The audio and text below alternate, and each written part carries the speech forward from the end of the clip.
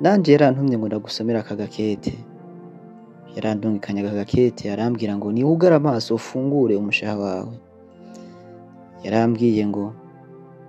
umumbwirire ko ndamukunda, arasubira arambwira ngo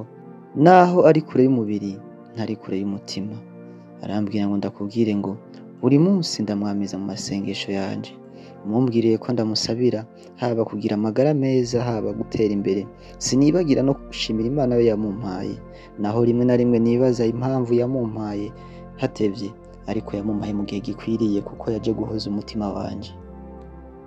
Ndamwita Muco kuko yamurikiye umutima wanje, ndamwita Mugisha kuko Imana yamumpaye nk'umugisha mu buzima bwanje, ndamwita Munezero kuko anezereza umutima wanje bigatuma ibitwenge biza ku minwa yanje, ndamwita Muhoza kuko yahojeje amarira yanje. Aho uri hose wame wibuka yuko ndagukunda mukunzi wanje kandi ndaguhoza ku mutima.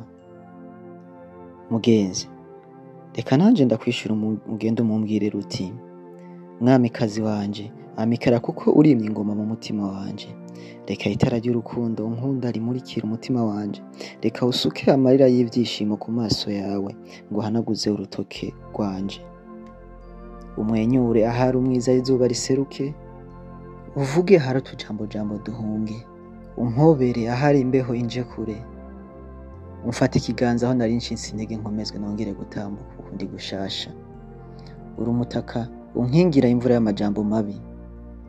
uri umuganga umvura utankozeko ukoresheje inseko yawe, uri akajambo kampa ururirimbo buri munsi rw'urukundo, uri agakete nsoma nkishima, uzorira nihanagure,